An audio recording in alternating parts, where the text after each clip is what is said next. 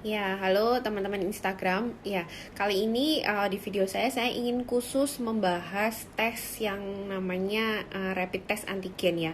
Tes ini termasuk baru, tapi sepertinya banyak teman-teman yang masih belum paham ya mengenai tes ini gitu.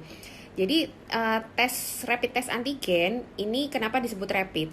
Karena dia hasilnya bisa cepat ya dalam waktu kurang dari 24 jam. Lalu apa sih yang diperiksa rapid test antigen ini, kenapa akhir-akhir ini kok booming gitu ya? Jadi rapid test antigen ini memeriksa virus. Jadi virus ini kan kita ngomong virus COVID ya, virus SARS-CoV-2. Itu ada komponen seperti kapsulnya, terus ada isi materi genetiknya ya. Kalau yang biasanya kita tes yang namanya PCR itu mendeteksi materi genetiknya. Tapi kalau antigen ini mendeteksi bungkusnya, kapsul atau bungkus dari virus ini.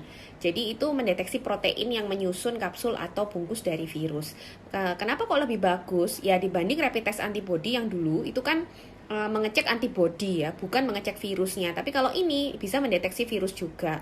Nah, lalu apa bedanya dengan PCR? Apakah kita bisa menggantikan rapid test antigen ini dengan menggantikan PCR dengan rapid test antigen ini?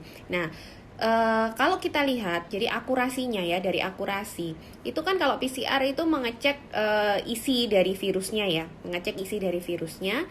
Kalau yang rapid test antigen dia mengecek keluarnya bungkusnya.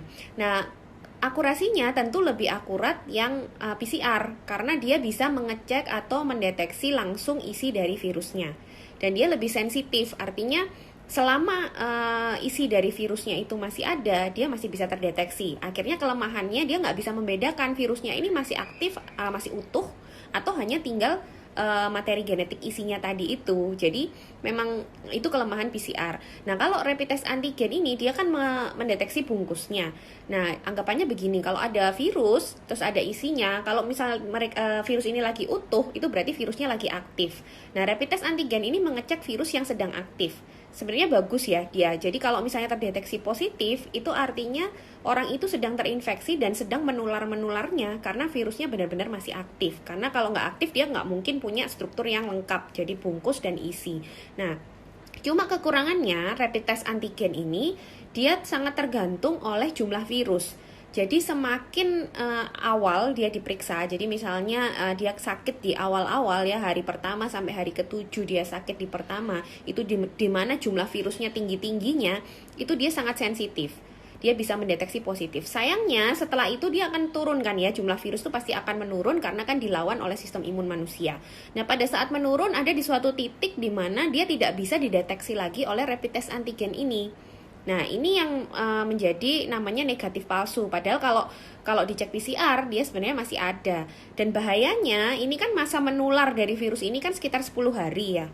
10 hari, dan di mana rapid test antigen ini biasanya hanya bisa mendeteksi positif itu hanya sekitar 1 sampai 5 hari awal, paling lama 7 hari. Jadi kalau dia dideteksi atau diperiksa pada hari ke-8, dia akan terdeteksi negatif swab antigennya. Tapi sebenarnya hari ke-8 itu kan masih menular. Ya, itu bahayanya. Jadi sebenarnya kalau hasil rapid test antigen negatif, tetap harus dikonfirmasi dengan pemeriksaan PCR, apalagi kalau orangnya ada gejala, orangnya kontak erat ya. Jadi kalau masih dalam fase menular 10 hari itu, kalau hasilnya negatif tidak boleh langsung dipercaya ya. Terus ada juga yang bingung nih, swab itu sekarang ada dua ya. Jadi ada swab antigen dan ada swab PCR. Yang biasanya dulu kita tuh swab PCR, tapi sama, tempat pengambilannya juga sama, swab di hidung dan mulut. Kalau antigen itu juga menggunakan swab. Jadi kalau misalnya kita ngomong swab sekarang harus ditanyakan lagi, ini swab apa? Swab antigen kah atau swab PCR kah? Nah, yang sering saya lihat di sini kesalahan orang-orang itu swab antigen ini dipakai untuk evaluasi kesembuhan. Jadi misalnya dia sudah terkonfirmasi positif gitu ya, dia terkonfirmasi positif lalu dia isolasi, lalu sudah lewat masa isolasi 10 hari, dia merasa sudah enak, maksudnya sudah tidak ada gejala, terus dia mau cek PCR, mau cek swab antigen untuk memastikan apakah dia ini sudah negatif. Ya pasti sudah negatif, karena seperti yang saya cerita tadi, karena lewat 7 hari atau lewat 5 hari, di mana virus sudah mulai turun, dia akan memberikan hasil yang negatif. Padahal itu waktu itu, fase itu masih menular gitu loh. Jadi, kalau untuk evaluasi kesembuhan, itu memang tidak dianjurkan ya, mau PCR atau swab antigen, itu tidak bisa menunjukkan kesembuhan. Yang penting adalah gejalanya, lalu sudah lewat masa menular atau belum, semua adalah penilaian dokter. Karena kalau kita hanya fokus di positif negatif, PCR pun juga punya kelemahan tadi, dia bisa mendeteksi sangat sensitif. Jadi meskipun hanya isinya saja, bungkusnya sudah nggak ada, virus itu masih terdeteksi sampai berbulan-bulan. Jadi memang nggak bisa dijadikan evaluasi kesembuhan ya. Mungkin itu yang mau saya bagikan, karena saya lihat akhir-akhir ini orang menggantikan PCR dengan rapid test antigen. Sedangkan rapid test antigen ini penggunaannya, indikasinya hanya di fase-fase awal aja. Jadi dia nggak bisa digunakan untuk evaluasi, dan dia juga tidak bisa menggantikan PCR. Artinya kalau dia negatif, ya harus disesuaikan kondisi yang lain. Kalau kondisi yang lain mencurigakan, ada kontak erat, ada gejala, ya harus tetap dilanjutkan pemeriksaan konfirmasi PCR. Oh ya, ada lagi, kadang itu ada orang bingung, hasil swab antigennya positif tapi PCR-nya negatif. Ini gimana? Nah, hasil positif itu harus lebih kita percaya, karena kemungkinan positif palsu, baik swab antigen maupun swab PCR, itu jauh lebih kecil daripada kemungkinan negatif palsu, karena terkait teknik ya. Jadi kalau ada hasil positif dan negatif, kita harus percaya yang positif. Apalagi kalau misalnya tadi itu ada kontak erat, ada gejala, jadi harus tetap kita anggap yang positif. Itu lebih aman, jadi harus langsung isolasi. Bahkan kriteria WHO yang terbaru, itu sebenarnya sudah menjadikan swab antigen ini sebagai diagnosis. Jadi kalau sudah positif nggak perlu PCR lagi, dianggap memang dia orang terkonfirmasi. Cuman belum diadaptasi oleh Kemenkes ini. Artinya swab antigen ini sangat spesifik. Jadi kalau positif, ya hampir pasti 99-100% dia ini memang COVID, dan harus langsung isolasi karena fasenya sangat menular.